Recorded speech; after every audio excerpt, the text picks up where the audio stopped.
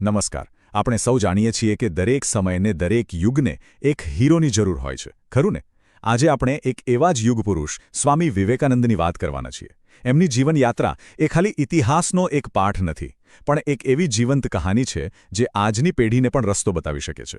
તો ચાલો એમની આ અદ્ભુત સફરને નજીકથી જાણીએ. ઉઠો, જાગો અને ધ્યેય પ્રાપ્ત ન થાય ત્યાં સુધી અટકશો નહીં. આ વાક્ય તો લગભગ દરેકના મનમાં કોતરાયેલું છે. પણ આ ખાલી શબ્દો નથી.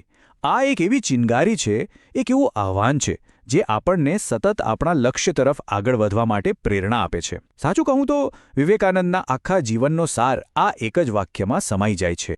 કોઈ પણ મહાન વ્યક્તિની કહાની ક્યાંથી શરૂ થાય? એકદમ સામાન્ય સંજોગોમાંથી જ. વિવેકાનંદના જીવનની શરૂઆત પણ કંઈક આવી જ હતી.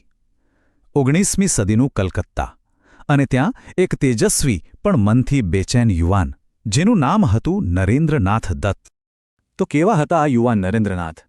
એમ સમજો કે એક તરફ ગજબની તીક્ષ્ણ બુદ્ધિ અને નેતૃત્વના ગુણ તો લોહીમાં જ હતા, પણ બીજી તરફ એમના મનમાં સતત સવાલોનો વંટોળ ચાલતો રહેતો હતો.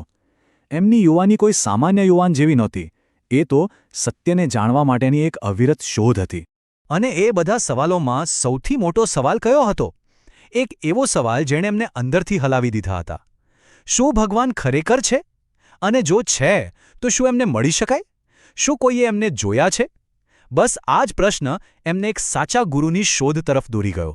હવે એ સમય આવી ગયો હતો જ્યારે નરેન્દ્રનાથની જ્ઞાનની ભૂખ પુસ્તકોથી સંતોષાય એમ ન હતી. એમને કોઈ એવો ગુરુ જોઈતો હતો જેણે ઈશ્વર વિશે વાંચ્યું ના હોય, પણ ઈશ્વરને અનુભવ્યા હોય. અને બસ આ જ શોધ એમને લઈ ગઈ શ્રી રામકૃષ્ણ પરમહંસ પાસે. જરા એ દૃશ્યની કલ્પના કરો. કેટલાય મોટા મોટા પંડિતો અને જ્ઞાનીઓને આ જ સવાલ પૂછીને નરેન્દ્રે થાકી ચૂક્યા હતા.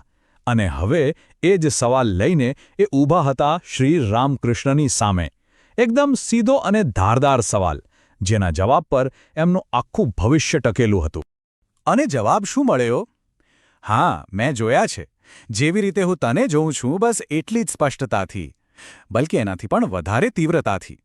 બસ આ એક જવાબ હતો જેણે નરેન્દ્રના જીવનની દિશા જ બદલી નાખી. પહેલીવાર કોઈ એવું મળ્યું હતું જેણે સિદ્ધાંતની નહીં પણ અનુભવની વાત કરી હતી. ગુરુનો સાથ મળ્યો, જ્ઞાન પણ મળ્યું, પણ પછી ગુરુએ દેહત્યાગ કર્યો. હવે વિવેકાનંદ એકલા હતા. અને અહીંથી જ શરૂ થઈ એમની અસલી કસોટી. એક એવી યાત્રા જેણે એમને ભારતના સાચા આત્મા સાથે જોડી દીધા. એક પરિવ્રાજક બનીને, હાથમાં માત્ર એક દંડ અને કમંડળ લઈને એ નીકળી પડ્યા ભારત ભ્રમણ પર.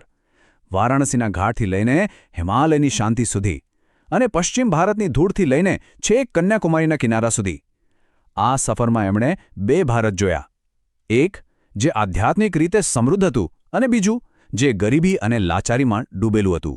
અને પછી કન્યાકુમારીના એ ઐતિહાસિક ખડક પર સમુદ્રની લહેરો વચ્ચે એમને એક દિવ્ય દૃષ્ટિ મળી. એમનું મિશન એકદમ સ્પષ્ટ થઈ ગયું.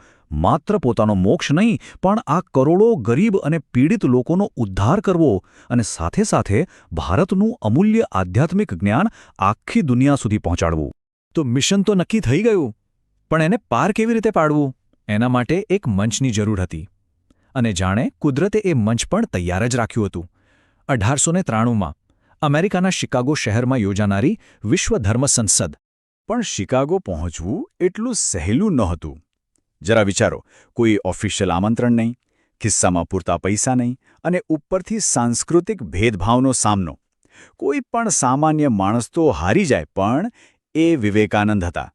એમનો સંકલ્પ હિમાલય જેવો અડગ હતો. અને પછી એ ઐતિહાસિક દિવસ આવ્યો. હજારો લોકોથી ખીચોખીચ ભરેલો હોલ. વિવેકાનંદના મુખમાંથી નીકળ્યા માત્ર 5 શબ્દો: અમેરિકાના મારા ભાઈઓ અને બહેનો. અને થયું શું? એ 5 શબ્દોમાં એવો તો શું જાદુ હતો કે આખું ઓડિટોરિયમ પૂરી 2 મિનિટ સુધી ઊભા થઈને તાળીઓના ગડગડાટથી ગુંજતું રહ્યું. હજી તો એમણે ભાષણ શરૂ પણ નહોતું કર્યું. આ તાળીઓ કોઈ એક વ્યક્તિ માટે નહોતી. આ સન્માન હતું ભારતની વસુધૈવ કુટુંબકમની ભાવનાનો. પશ્ચિમમાં ભારતીય સંસ્કૃતિનો ડંકો વગાડીને હવે એ પાછા ફર્યા પોતાની માતૃભૂમિમાં. પણ હવે એ માત્ર એક સંન્યાસી નહોતા. એ એક રાષ્ટ્રનાયક હતા, જેમના હાથમાં દેશના નવનિર્માણની મશાલ હતી. અને એમનો સંદેશ શું હતો?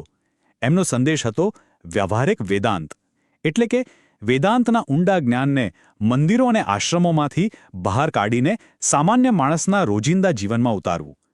એમણે શીખવ્યું કે જો તમારે ઈશ્વરને શોધવા હોય તો ગરીબ, દુઃખી અને પીડિત લોકોની સેવામાં લાગી જાઓ, એ જ સાચી પૂજા છે.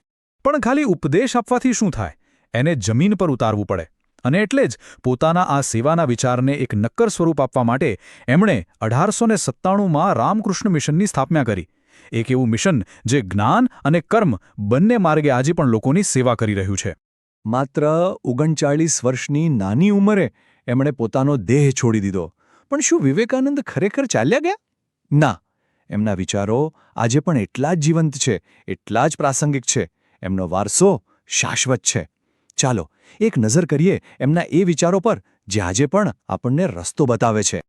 એમણે શું શીખવ્યું? કે પોતાની જાત પર વિશ્વાસ કરો, કારણ કે તમારી અંદર અનંત શક્તિ છુપાયેલી છે. બધા ધર્મોને સન્માન આપો, કારણ કે રસ્તા અલગ હોઈ શકે પણ મંજિલ એક જ છે. માણસની સેવાને જ ભગવાનની સેવા માનો. કમજોર નહીં, શક્તિશાળી બનો. અને યાદ રાખો, સાચું શિક્ષણ એ છે જે તમારી અંદર રહેલી પૂર્ણતાને બહાર લાવે. અને અંતમાં એમનું એક સૌથી શક્તિશાળી વિચાર જે આપણને આપણી પોતાની જવાબદારી યાદ અપાવે છે. એ કહે છે, તમારે અંદરથી બહારની તરફ વિકસવાનું છે. કોઈ તમને શીખવી શકતું નથી. તમારા પોતાના આત્મા સિવાય બીજો કોઈ શિક્ષક નથી. કેટલી મોટી વાત છે, નહીં? તો આ બધી વાતો પછી એક સવાલ મનમાં જરૂર થાય. આજના આ દોડધામવાળા સમયમાં વિવેકાનંદનો એવો કયો એક વિચાર છે જેની દુનિયાને અને આપણને સૌને સૌથી વધારે જરૂર છે? જરા વિચારજો. આ માહિતીસભર પ્રસ્તુતિ હેમંત ગુર્જર દ્વારા તૈયાર કરવામાં આવી છે. આભાર.